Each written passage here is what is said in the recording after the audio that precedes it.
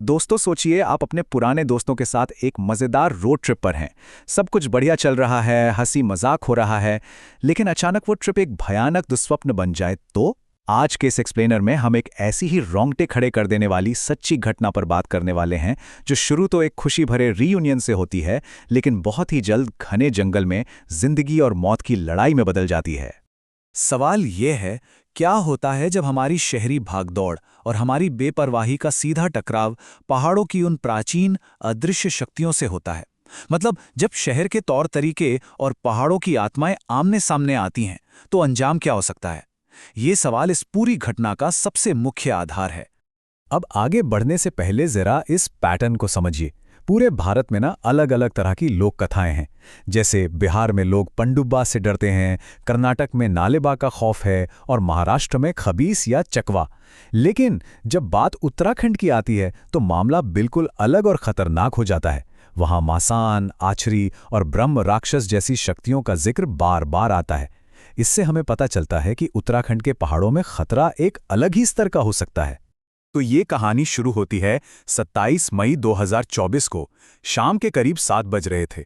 अंकुर और उसके 4 दोस्त शिवम, कपिल, आदि और अमित पूरे 3 साल बाद एक दूसरे से मिल रहे थे। वो अपनी टाटा हैरियर कार में यूपी के बीसलपुर से मुंशियारी के लिए निकलते हैं। बिल्कुल सामान्य सी शुरुआत है ना।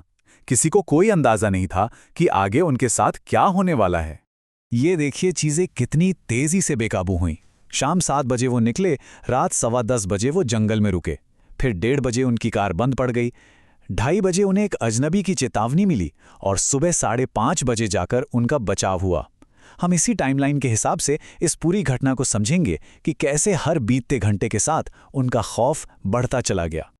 चलिए शुरुआत करते हैं रात के 10:15 बजे से।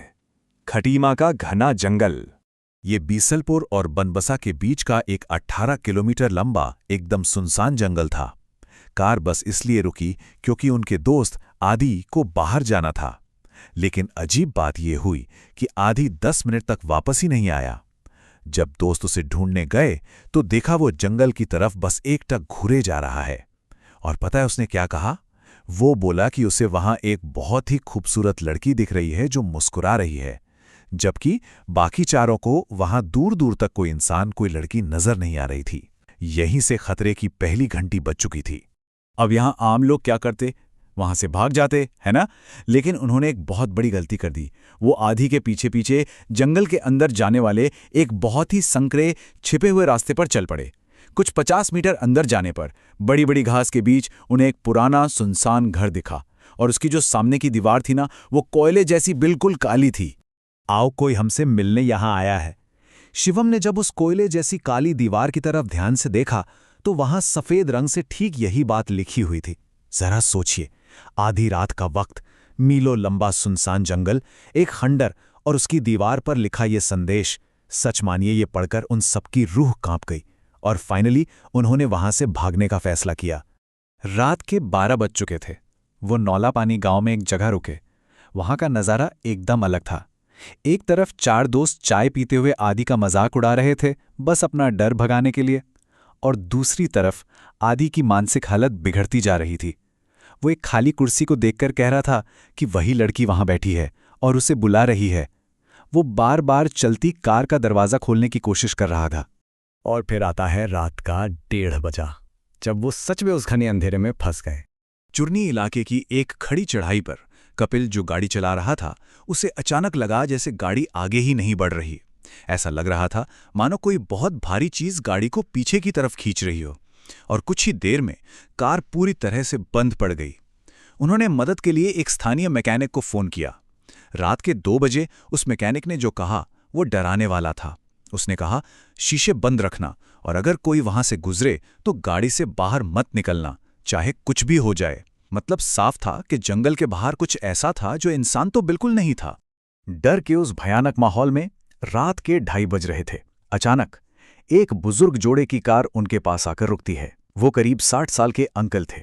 उन्होंने भी लड़कों को एकदम वही हिदायत दी कि बाहर जंगली जानवरों और नकारात्मक ऊर्जा का बहुत भारी खतरा है, इसलिए दरवाजे अंदर से लॉक करके छिप जाओ। पहाड़ों में लोग मानते हैं ना कि अक्सर भगवान या कोई सकारात्मक ऊर्जा मुसाफिरों को बचाने के लिए ऐसे ही किसी रूप में आती है।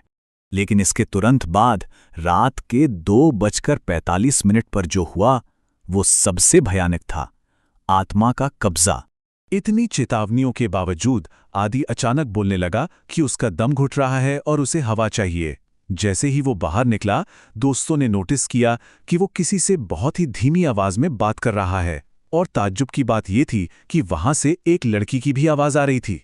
दोस्तों ने घबराकर पूछा कि वो किससे बात कर रहा है, तो आदि पलटा। उसकी गर्दन एक अजीब से तरीके से मुड़ी हुई थी और उसने उसी काले घर वाले जंगल की तरफ इशारा करते हुए एक लड़की की आवाज में कहा, मैं इसको वहीं ले जाऊंगी जहां से तुम लोग इसको उठाकर लाए हो। अब इसमें कोई शक नहीं रह गया था कि आदि पूरी तरह से एक बुरी शक्ति की चपेट में आ चुका था।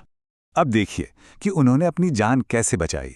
आदि के अंदर अचानक एक असाधारण ताकत आ गई थी। वो पूरी गाड़ी को खाई की तरफ धकेलने लगा।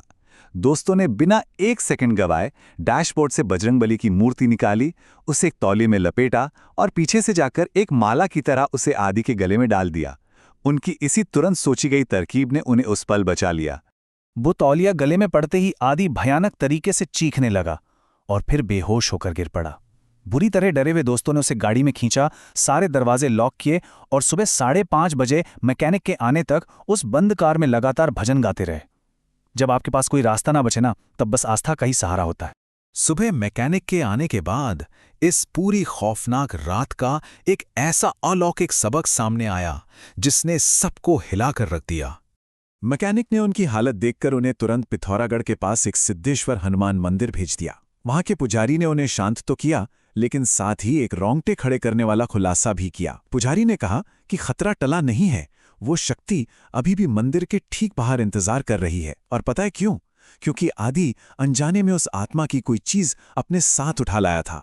और वो चीज क्या थी? एक मंगलसूत्र। जी हां, एक पवित्र धागा जो हिंदू महिलाएं अपनी शादी के प्रतीक के रूप में पहनती हैं। पुजारी ने बताया कि उस काले घर के पास उस आत्मा का मंगलसूत्र आदि के जूते के नीचे चिपक गया था, और जब तक वो पवित्र चीज वापस नहीं की जाती, वो आत्मा उनका पीछा कभी नहीं छोड़ती। ये एक छोटी सी लापरवाही का बहुत बड़ा अंजाम था। इस आत्मा के पीछे की लोक कथा काफी दर्दनाक है।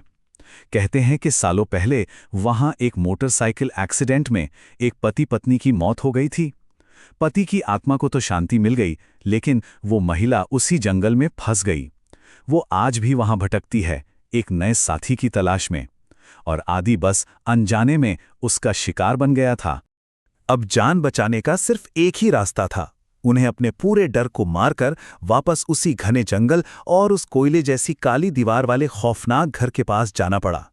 वहां जाकर उन्होंने हाथ जोड़कर माफी मांगी और उस मंगलसूत्र को वापस वहीं रख दिया। मतलब कभी कभी अपनी गलती मानना और प्रकृति के सामने झुकना ही सबसे बड़ा बचाव होता है। इस पूरे एक्सप्लेनर का सबसे अहम सबक यही है, जब भी आप पहाड़ों में आते हैं तो स्थानीय रीति रिवाजों के अनुसार रहने की कोशिश करें और यहाँ की रस्मों और प्रकृति का सम्मान करें। हम अक्सर शहरों से जाकर वहाँ की मान्यताओं को नज़रअंदाज कर देते हैं, लेकिन याद रखिए, हर जगह की अपनी एक ऊर्जा होती है, अपना एक दायरा होता है। उसका अपमान करना भारी मुसीबत को न्योता देना हो सकता है। तो अब ये सब जानने के बाद एक बड़ा सवाल खड़ा होता है, क्या ये पहाड़ सिर्फ खूबसूरत छुट्टियां बिताने की जगह हैं, या फिर ये एक ऐसा रहस्यमयी साम्राज्य है जिस पर उन प्राचीन शक्तियों का राज है जिन्हें हम आज भी पूरी तरह समझ नहीं सकते? अगली बार जब आप पहाड़ों की किसी रोड ट्रिप पर निकलें तो इस बारे में एक बार जरूर सोचिएगा। ज्ञान ही बचाव है और सम्मान ही सुरक्षा। आज के इस एक्सप्लेनर में हमारे साथ जुड़ने के लिए बहुत बहुत शुक्रिया।